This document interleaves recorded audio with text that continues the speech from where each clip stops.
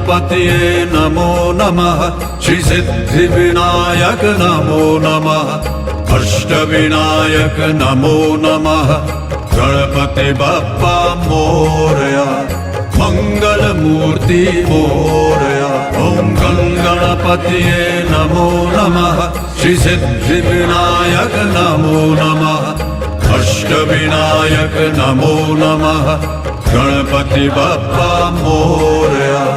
मंगल मूर्ति मोरया। ओम गणपतये नमो नमः। श्री सिद्धिविनायक नमो नमः।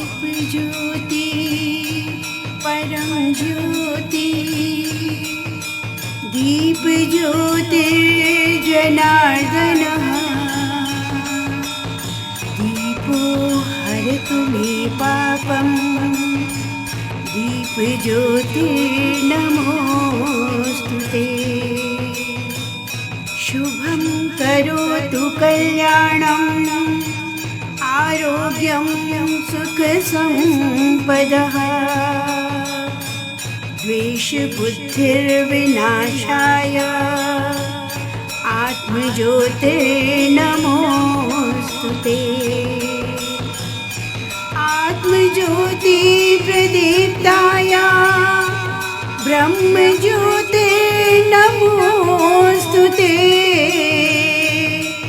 ब्रह्मज्योति प्रदीप्ताय गुरुर्ज्योति। उनके साथियों से और श्री सहज सिंगल जी से अनुरोध करूंगा कि गणेश वंदना के साथ कार्यक्रम को प्रारंभ करेंगे।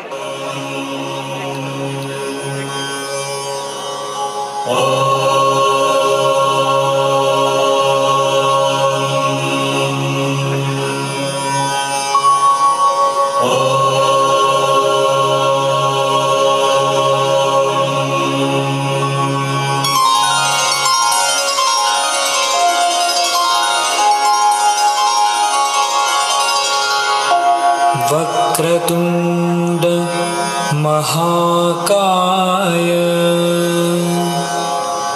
सूर्यकोटि समप्रभ निर्विघ्नं कुरु मे देव सर्वकार्येषु सर्वदा।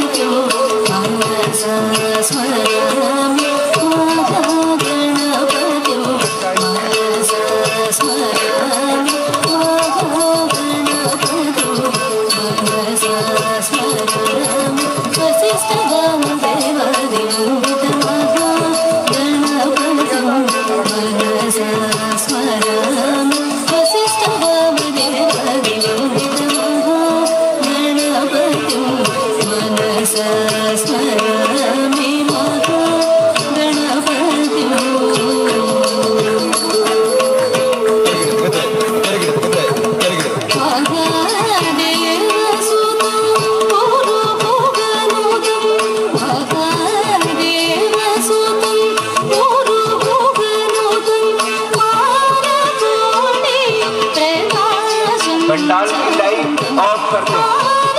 पंडाल की लाइट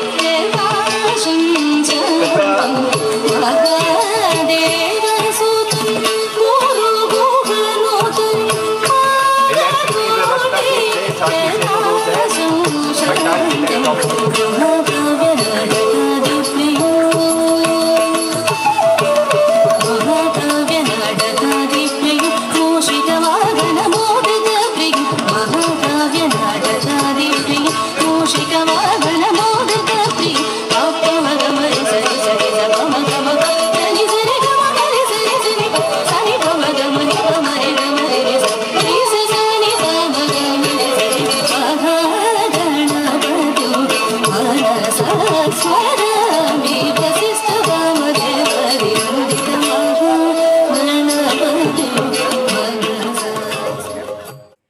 आज का दिन इतिहास की दृष्टि से अत्यंत महत्वपूर्ण है। उत्तराखंड के प्रत्येक व्यक्ति के लिए आज का दिन गर्व और बलिदान का दिन है। इस दिन वर्ष 2000 में उत्तर प्रदेश पुनर्गठन अधिनियम 2000 के तहत उत्तर प्रदेश को विभाजित कर उत्तराखंड का स्वतंत्र अस्तित्व सत्ता में आया, जिसकी प्राप्ति के लिए दिए गए बलिदानों के लिए उत्तराखंड का कण कण हृदय से आभारी है। हिमालयी हितों की अनदेखी जब असह्य हो गई तो पहाड़ी हृदय से फूटी ज्वाला ने विरोध में आंदोलन का रूप धारण किया। कई लोग शहीद हुए तो अनेकों बर्बरता की शिकार, किंतु अंततः विजय हुई और उत्तराखंड के रूप में स्वतंत्र राज्य का गठन हुआ। आज वही ऐतिहासिक दिन है। आइए आपको ले चलते हैं उत्तराखंड की पहाड़ियों पर, घाटियों में स्वच्छ निर्मल नदियों के मुहानों पर, खेतों में फूलों की घाटी में, और मिलवाते हैं वहाँ के कर्मठ लोगों, जाबाज वीरों, वीरांगनाओं से, कवियों से, सिद्धों, दिव्यात्माओं से। तो चलते हैं उत्तराखंड दर्शन की ओर और गर्व करते हैं अपनी विरासत पर। मैं उत्तराखंड भारत का गौरव भाल हूँ। मैं फूलों की अनुपम घाटी हूँ, रौनक पौड़ी गढ़वाल की हूँ, श्रद्धा भूमि शिव शंकर की, धारा अलकनंदा की हूँ। मैं उत्तराखंड भारत का गौरव भाल हूँ। मैं पवित्र पावन भूमि वसुधा का श्रृंगार हूँ। मैं उत्तराखंड भारत का गौरव भाल हूँ। मैं देव सुमन केसरी की धरती हूँ, उद्भट वीरों का गांव हूँ। मैं तीलू रौतेला की हुंकार, मालू शाही का प्यार हूँ। मैं वीर प्रसू गढ़वाल कुमौनी सीमा की सुदृढ़ ढाल हूँ।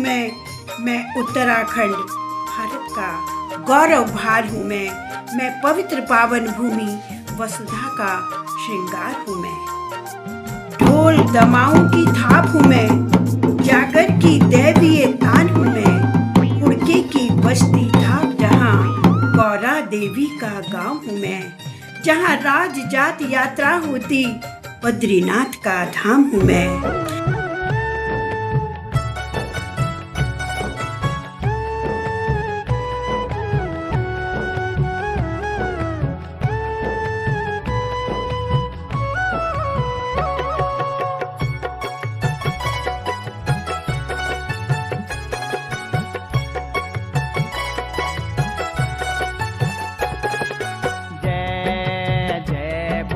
जय भगवती नंदा नंदा ऊंचा कैलाश की जय। जय बोला जय भगवती नंदा नंदा ऊंचा कैलाश की जय। जय बोला तेरू चौसिंगा खाड़ू तेरी छतोली रिंगाला की जय। जय बोला तेरू चौसिंगा खाड़ू तेरी छतोली रिंगाल की जय। जय बोला जय भगवती नंदा नंदा ऊंचा कैलाश की जय। जय बोला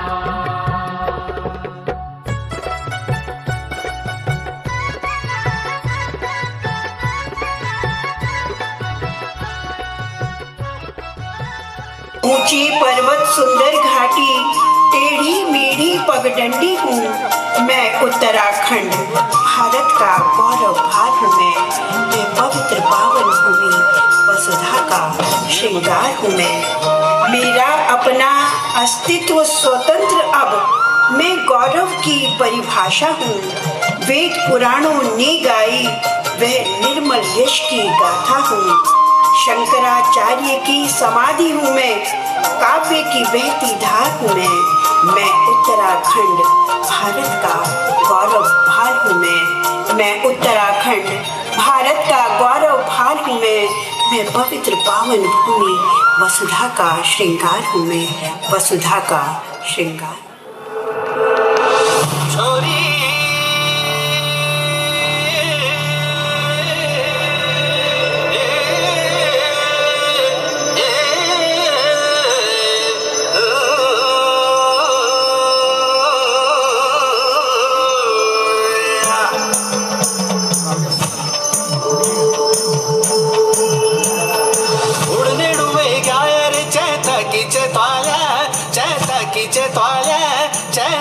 चैतवाल्या शिवजी का बागवान सची फूल फुल्या छना अरे फूल फुल्या छना हा फूल फुल्या छना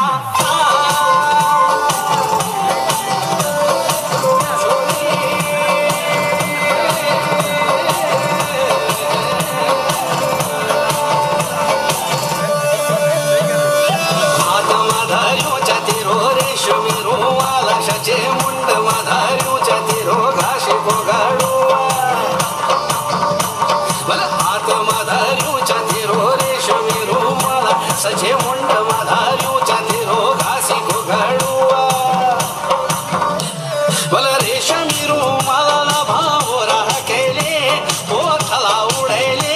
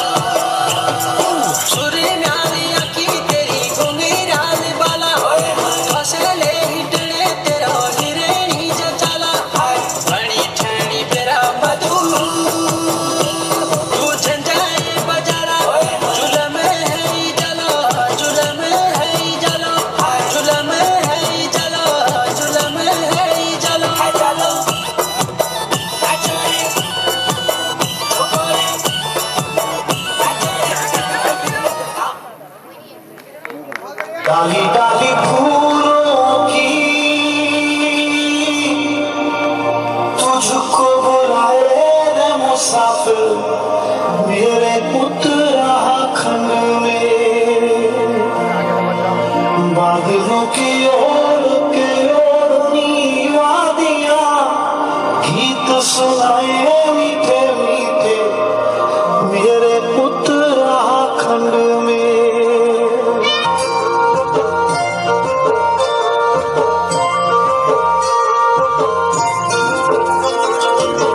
डाली डाली फूलों की तुझको बुलाए रे मुसाफिर मेरे उत्तराखंड में बादलों की ओर पे ओढ़नी वादियां गीत सुनाए मीठे मीठे मेरे उत्तराखंड में पिजोरे मेरे पहाड़ को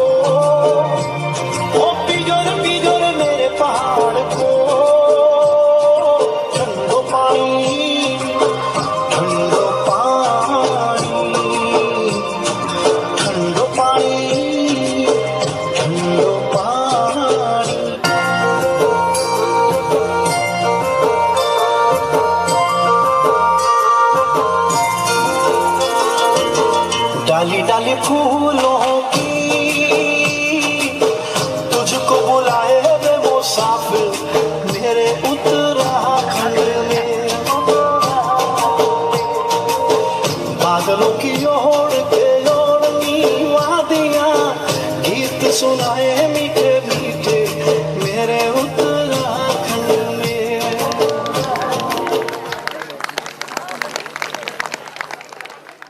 राम तुम्हारा स्मरण मात्र तन मन पवित्र कर देता है, जीवन के सब संतरासों से तत्क्षण मुक्ति दे देता है। तेरे आदर्शों पर चलकर जीवन सफल हो जाता है, तुझ में राम जो रम गया मोक्ष उसे मिल जाता है, मोक्ष उसे मिल जाता है।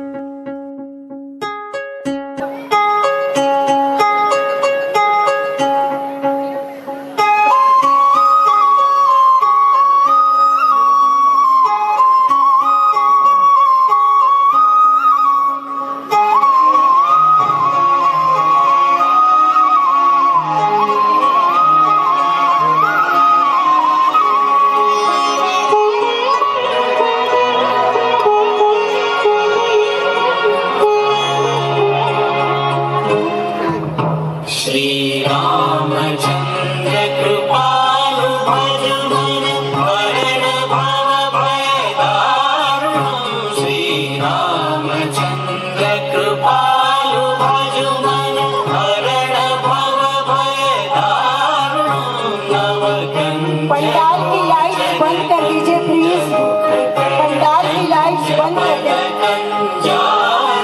लाइटमैन से आग्रह, पंडाल की लाइट्स बंद कर दें।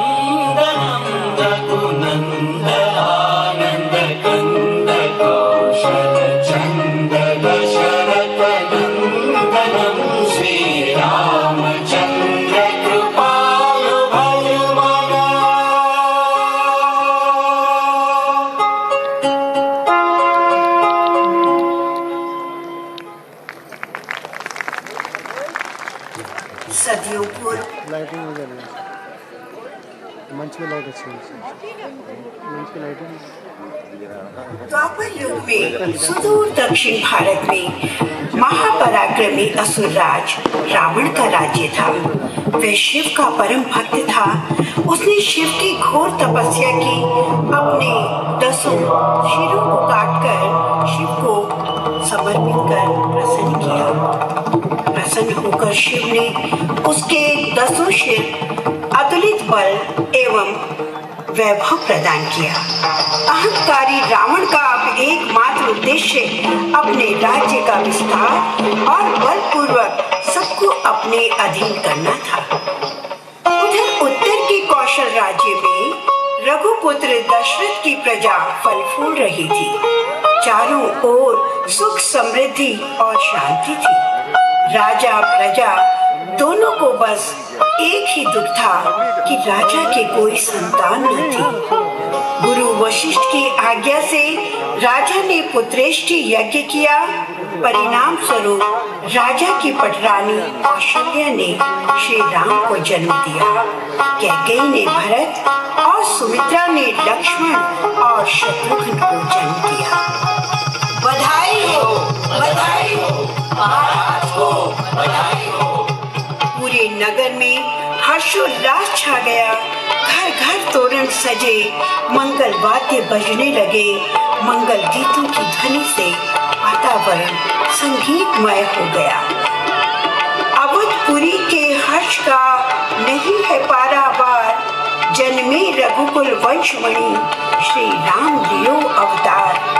दैन बधाई आ रहे, बधाई हो महाराज को, बधाई हो।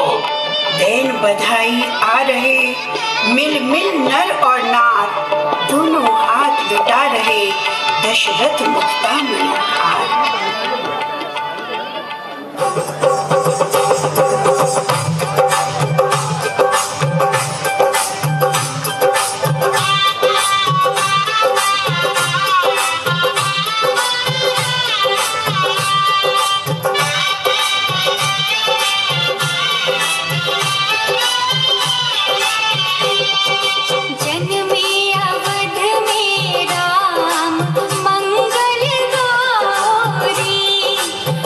सबको ये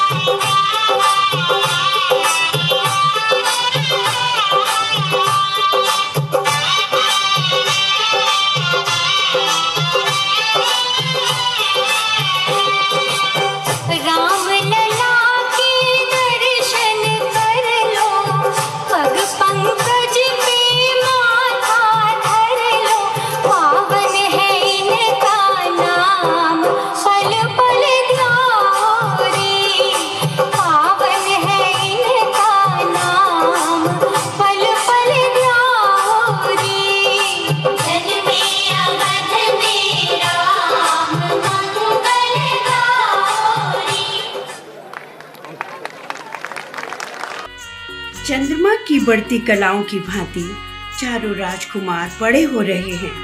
श्री राम माँ के अंक से उतरकर लड़खड़ाते कदमों से भूमि पर चलने का प्रयास कर रहे हैं। ठुमकते पाँव में बंधी पैंजनियों के मधुर स्वर हृदय को आनंद विभोर कर रहे हैं। कभी राम लड़खड़ा कर गिर पड़ते हैं तो माँ दौड़कर उन्हें उठाती है।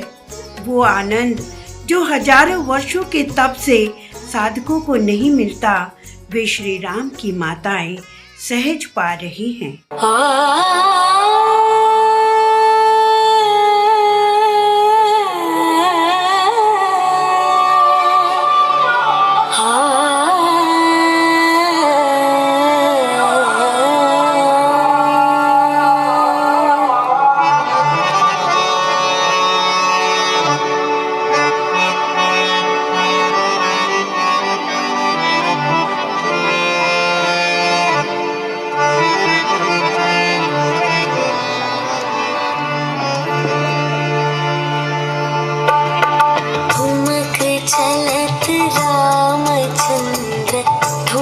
चलत रामचंद्र भाजत पैजनिया, ठुमक चलत रामचंद्र भाजत पैजनिया, ठुमक चलत रामचंद्र भाजत पैजनिया, ठुमक चलत रामचंद्र।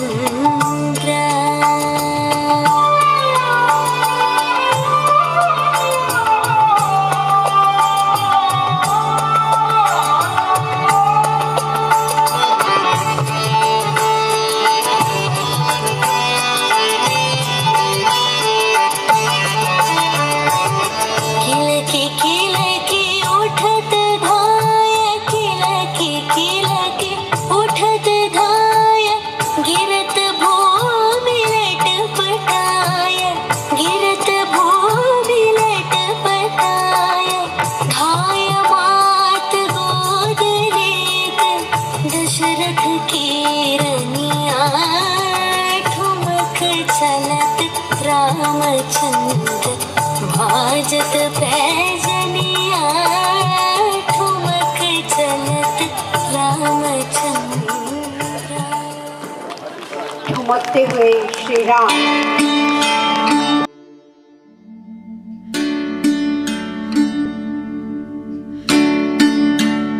क्रम से वह क्षण भी आ पहुंचा जब चारों कुमार साधारण विद्यार्थियों की भांति शिक्षा ग्रहण करने गुरुकुल पहुंचे। मेधावी कुमार कुछ ही काल में शास्त्रों एवं शस्त्र विद्या में पारंगत होकर अयोध्या लौट आए तो एक बार पुनः अवध में खुशियां छा गई। उधर वन में ऋषि मुनि दैत्यों के अत्याचार से त्रस्त थे।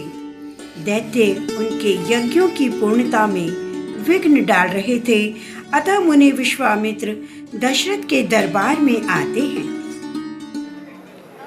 राजसभा शोभा अधिक सचिव संग महाराज, तेहि अवसर आए सभा विश्वामित्र मुनिराज।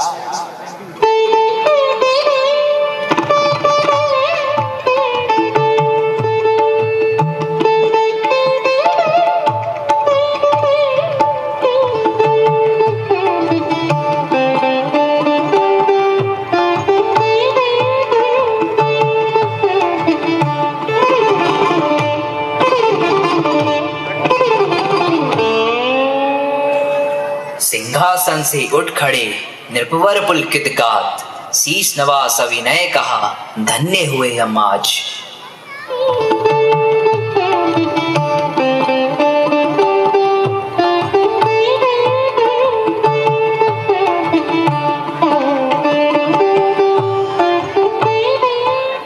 आसन दे सविनय कहा बैठो हे मुनिराज, के ही कारण आगमन हुआ कहिए हे मुनिराज।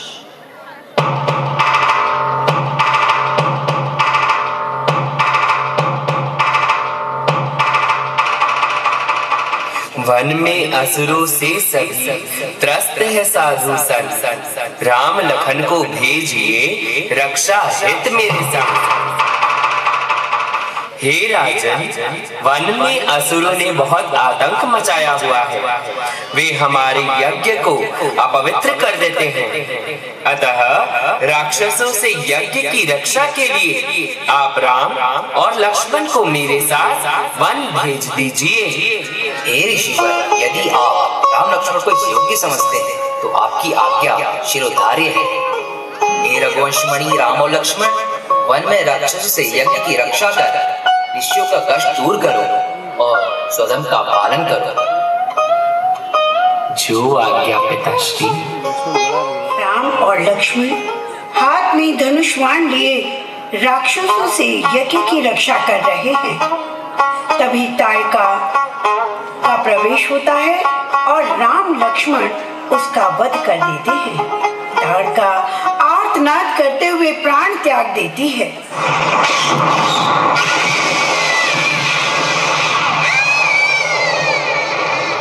राजा जनक के आदरपूर्ण निमंत्रण पर राम एवं लक्ष्मण गुरु विश्वामित्र के साथ सीता का स्वयंवर देखने पधारे हैं। नगर के समीप ही विश्रामशाला में वे ठहरे हैं। लक्ष्मण नगर देखना चाहते हैं, किंतु गुरु एवं बड़े भाई से संकोच के कारण कह नहीं पाते। सबके मन की बात समझने वाले श्री राम लक्ष्मण का मनोरथ जानकर विश्वामित्र से सविनय आज्ञा पाकर कहते हैं, हे मुनिवर, प्रिय लक्ष्मण नगर देखना चाहते हैं, किंतु आपसे भय एवं संकोच के कारण कुछ कह नहीं पा रहे हैं। यदि आप आज्ञा दें तो मैं लक्ष्मण को नगर दिखाने ले जाऊं। अवश्य हे राम, तुम जाओ और लक्ष्मण को जनकपुरी दिखा आओ। जो आज्ञा गुरुदेव।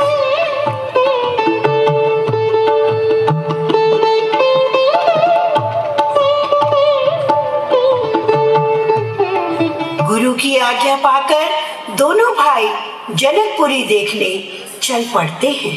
श्यामल गौर वर्ण की सुंदर जोड़ी के दर्शन कर नगर वासियों को मानो उनके नेत्रों का सुफल प्राप्त हो रहा है। नर नारी विस्मित हुए निरखी मनोहर रूप, आपस में बातें करे कौन लोक के भूप। मन ही मन यह मांगते प्रभु से यह वरदान, जनक नंदिनी को वरे श्यामल छवि श्री राम। घूमते घामते श्री राम लक्ष्मण नगर वाटिका में पहुंचते हैं, जहां जनक नंदिनी सीता अपनी सखियों के साथ गौरी पूजन के लिए आ रही हैं।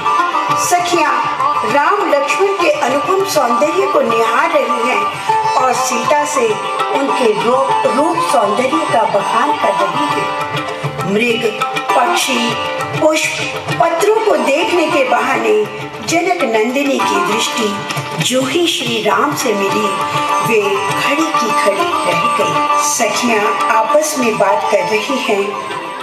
राम को देख कर श्री जनक नंदिनी, राम को देख कर श्री जनक नंदिनी, बाग में जा खड़ी की खड़ी रह गई। राम देखे सिया माँ सिया राम को, राम देखे सिया माँ सिया राम को, चार अखियाँ लड़ी की लड़ी रह गई। राम को देख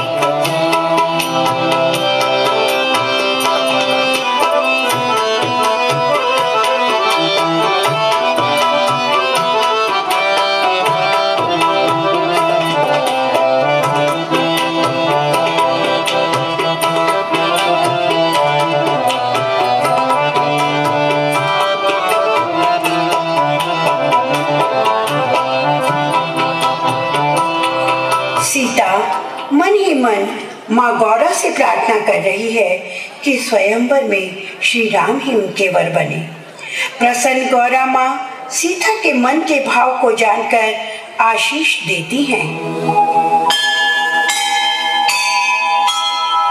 सुनो से असत्य शीस हमारी, पूजहि मनोकामना तुम्हारी। नारद बचन सदा सुचि साचा, सोबर मिलहि जाहि मन राजा। उधर राजभवन में स्वयंवर की तैयारी हो चुकी है। राजभवन इंद्र के दरबार सा सजा हुआ है।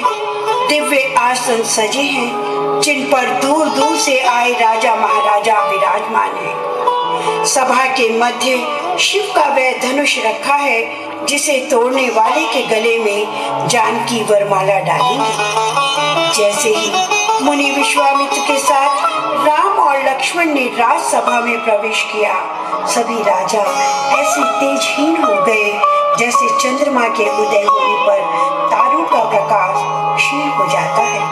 सबके मन सशंकित हो गए, कहीं राजा जनक अपनी प्रतिज्ञा भूलकर इन्हीं से जानकी का विवाह न कर दे। उधर सखियों के मध्य बैठी जानकी ने जो ही श्री राम को देखा, उनका मुखमंडल वैसे ही खिल गया जैसे चंद्रमा को देखकर मुदनी खिल जाती है। तभी राजा का प्रमुख सेवक दरबार में राजा जनक की प्रतिज्ञा दोहराता है।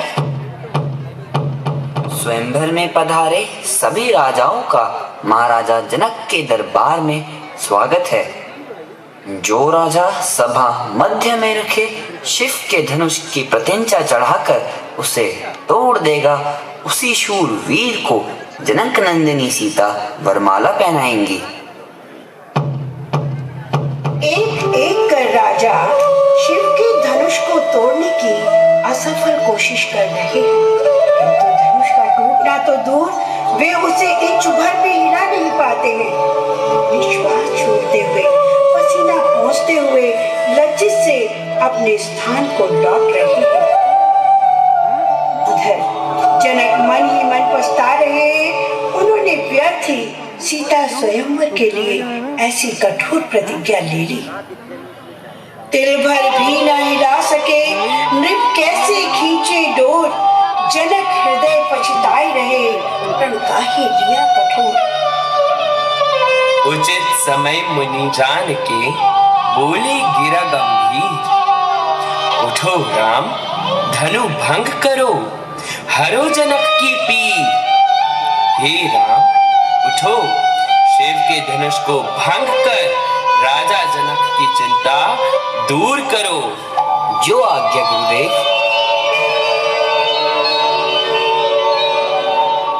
राम गुरु विश्वामित्र की आज्ञा पाकर उठे। गुरु चरणों में शीश नवाकर उस ओर बढ़े जहाँ शिव का धनुष रखा था। सीता का हृदय व्याकुल है, शिव भवानी से प्रार्थना कर रही है, हे देव इस धनुष की गुरुता कुछ कम कर दीजिए ताकि रघुनंदन धनुष को तोड़ सके। उधर जनक सशंकित है, जब बड़े बड़े योद्धा शिव धनुष को हिला भी नहीं पाए तो ये सुकुमार शिव के धनुष को बड़ा कैसे तोड़ सकेंगे। किंतु आश्चर्य, श्री राम ने धनुष ऐसे उठा लिया मानो फूलों से बना हो, और देखते ही देखते धनुष की प्रत्यंचा चढ़ा उसे भंग कर दिया। उसका धनुष भंग होते ही दिशाएं डोल उठी, पुष्प वर्षा होने लगी। देव किन्नर अप्सराएं विशेष होकर नृत्य करने लगी। छूते ही श्री राम के धनुष हो गया भंग, चांद दृष्टि बजने लगे, बाजे ढोल मृदंग, बरसई सुमन नृत्य करे, मुदित अप्सरा वृंद, हे रहे आशीष सब हर्ष मुनि वृंद। राजा जनक के हर्ष का पारावार नहीं रहा और सीता नेत्र बंद कर मानो मन ही मन माँ गौरा को धन्यवाद दे रही है। उनका मुख लज्जित लज्जा से लाल हो गया है, संकोच से पांव मानो जड़ हो गए हैं। माता की आज्ञा से हाथ में वरमाला लिए जनक नंदिनी धीरे धीरे सखियों के साथ उस स्थान की ओर चल पड़ी है जहां दशरथ नंदन राम विनय और शौर्य की मूर्ति बने खड़े हैं। लज्जा, संकोच एवं प्रसन्नता के मिले जुले भावों से सीता का श्रृंगार और अधिक शोभा पा रहा है। मंगल गीत गाती हुई सखियों के मध्य वे वैसे ही सुशोभित हो रहे हैं जैसे तारा बलियों के मध्य चंद्रमा।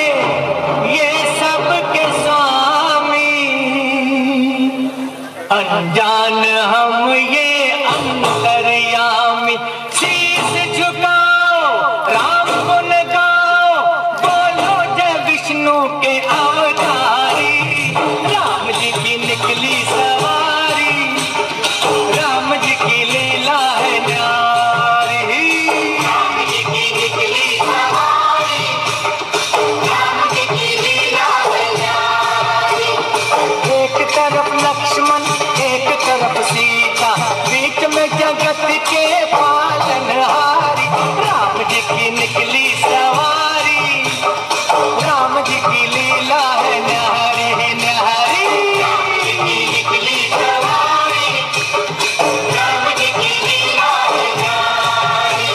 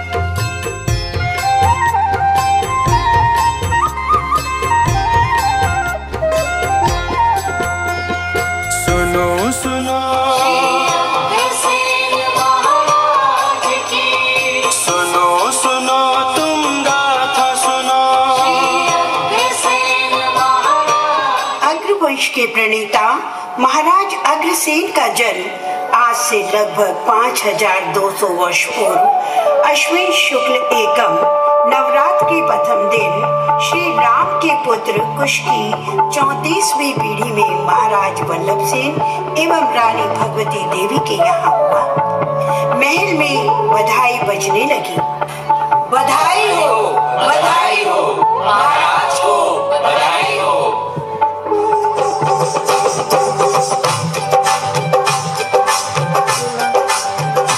महाराज की जय हो। महाराज यह बालक उत्तम गुण एवं शुभ लक्षणों से युक्त है। इसके नाम से आपके कुल का नाम युगों युगों तक अमर रहेगा। यह बालक मानव जाति के उत्थान में सदा अग्रणी रहेगा। अग्रसेन नाम से यह बालक सदैव पूजा जाएगा। कुमार अग्रसेन यशस्वी हो, कुमार अग्रसेन यशस्वी हो। गुरु की वाणी मिथ्या नहीं थी। गुरु शांडिल्य के आश्रम में उन्होंने कुछ ही काल में शस्त्र विद्या एवं शास्त्र विद्या सीख ली। मात्र 15 वर्ष की अवस्था में वे अपने पिता महाराज वल्लभ सेन के साथ महाभारत के युद्ध में गए और पांडवों की ओर से पिता के साथ युद्ध में पराक्रम दिखलाया। इस युद्ध में पिता वल्लभ सेन वीर गति को प्राप्त हो गए। कुमार अग्रसेन पिता की मृत्यु पर शोकाकुल हो गए। उस समय श्री कृष्ण ने उन्हें उपदेश दिया और राजधर्म के लिए प्रेरित किया। हे पुत्र, जीवन और मृत्यु का काल चक्र तो सदा चलता रहा है और सदा चलता रहेगा। मरता तो शरीर है, आत्मा नहीं। वह तो हर काल में अजर अमर है। अतः शोक का त्याग कर राजधर्म का पालन करो। महाराज की जय हो, महाराज की जय हो।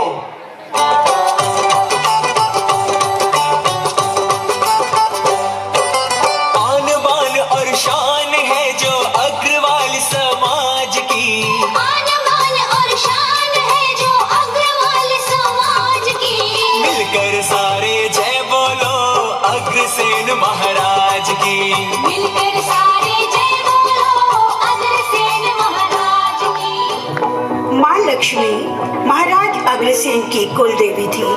उन्हें प्रसन्न करने के लिए उन्होंने 1100 वर्ष तक कठोर तपस्या की। ओम श्री महालक्ष्मी नमः। ओम श्री महालक्ष्मी नमः। ओम श्री महालक्ष्मी नमः। ओम श्री महालक्ष्मी नमः।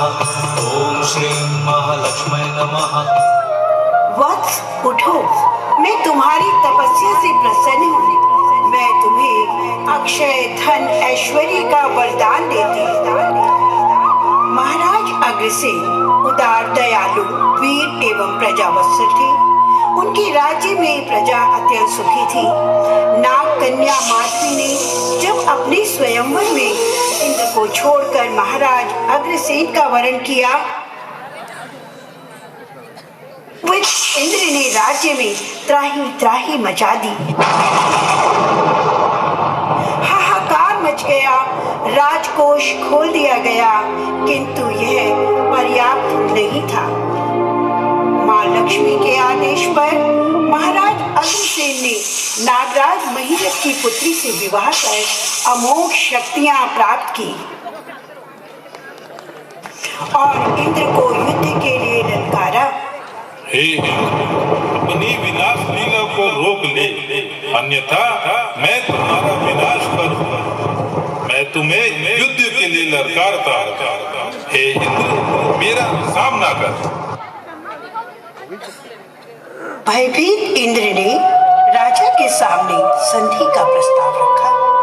हे राजन, मुझसे भूल हुई, मेरा संधि प्रस्ताव स्वीकार करें।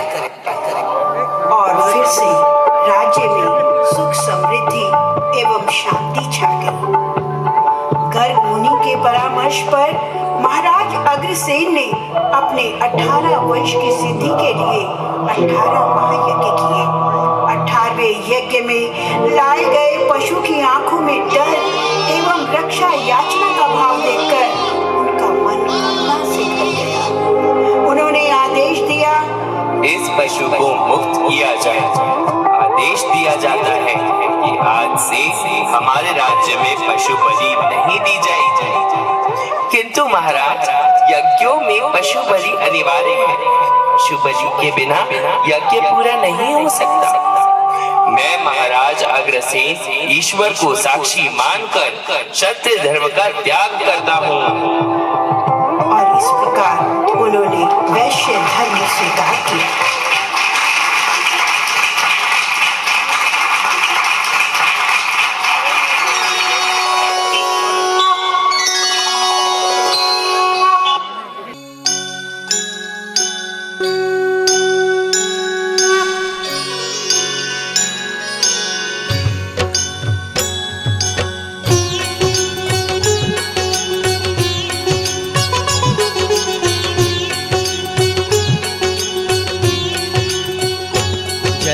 अग्रसेन महाराज भारी नाम कमाने वाले। जय जय अग्रसेन महाराज भारी नाम कमाने वाले। भारी नाम कमाने वाले, भारी नाम कमाने वाले, जग में धूम मचाने वाले। जय जय अग्रसेन महाराज भारी नाम कमाने वाले। जय जय अग्रसेन महाराज भारी नाम कमाने वाले।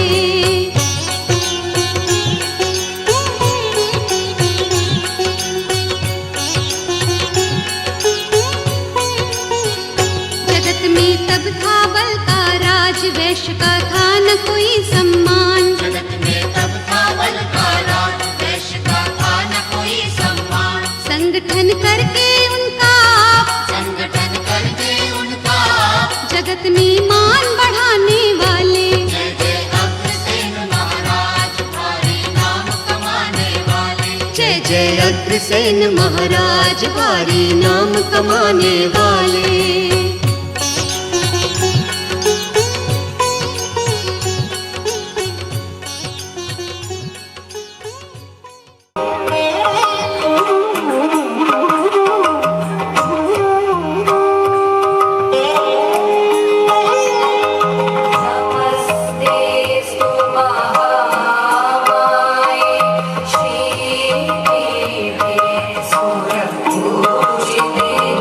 नमस्ते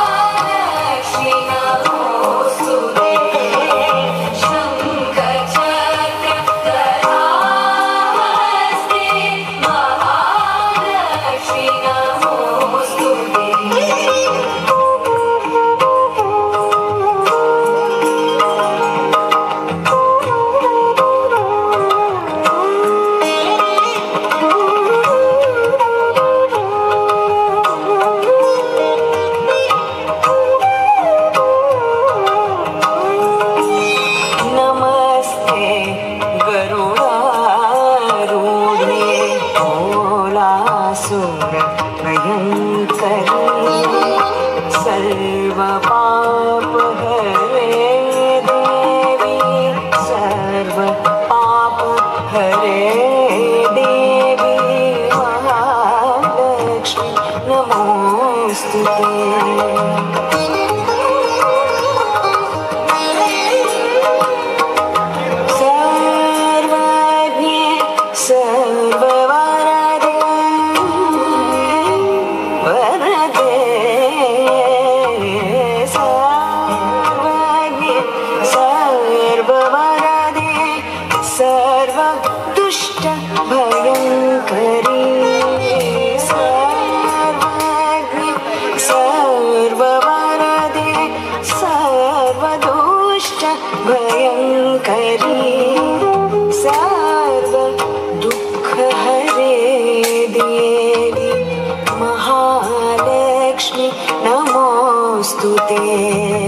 सर्व दुख हरे देवी महालक्ष्मी नमोस्तुते।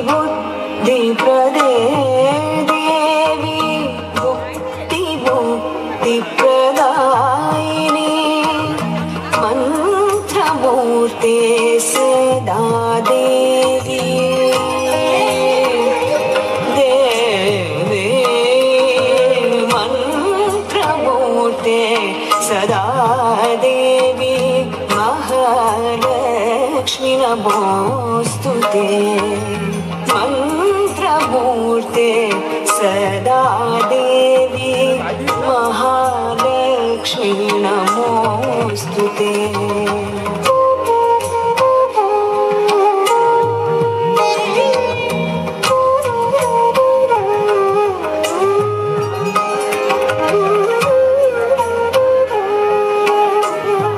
सुख समृद्धि और ऐश्वर्य की देवी माँ लक्ष्मी युगों युगों से देव, दानव और मनुष्यों की अधिष्ठात्री देवी के रूप में पूजी जाती है।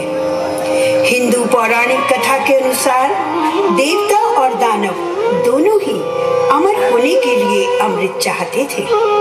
भगवान विष्णु ने दोनों को एक साथ मिलकर समुद्र मंथन का उपाय बताया और कहा कि समुद्र मंथन करने पर ही समुद्र से अमृत प्राप्त होगा, जिसे पीकर वे सदा सर्वदा के लिए अमर हो जाएंगे। अमृत पाने के लोभ में देव दानव शत्रुता भूलकर समुद्र मंथन की तैयारी करने लगे। मंदराचल पर्वत को मथाने तथा वासुकी नाग को रस्सी बनाकर क्षीर सागर को मथा गया। परिणाम स्वरूप कालकूट विष, कामधेनु, उच्चैश्रवा घोड़ा, ऐरावत हाथी, कौस्तुभ मणि, कल्प वृक्ष, रंभा अप्सरा, लक्ष्मी देवी, मदिरा, पारिजात पुष्प, पांचजन्य शंख, धन्वंतरी और अमृत की प्राप्ति हुई। अमृत के निकलते ही देव दानव आपस में झगड़ने लगे। तब श्री हरि ने एक सुंदर स्त्री का रूप धारण कर दानवों को भ्रमित कर देवताओं को अमृत पिला दिया। जब जब श्री हरि ने लोक कल्याण के लिए पृथ्वी पर अवतार लिया, वे उनकी अर्धांगिनी बने। माँ लक्ष्मी का पूजन यूं तो सुख समृद्धि व ऐश्वर्य के लिए सदैव होता है, किंतु धनतेरस, दीपावली पर माँ की विशेष वंदना, अर्चना एवं विधिवत पूजा की जाती है।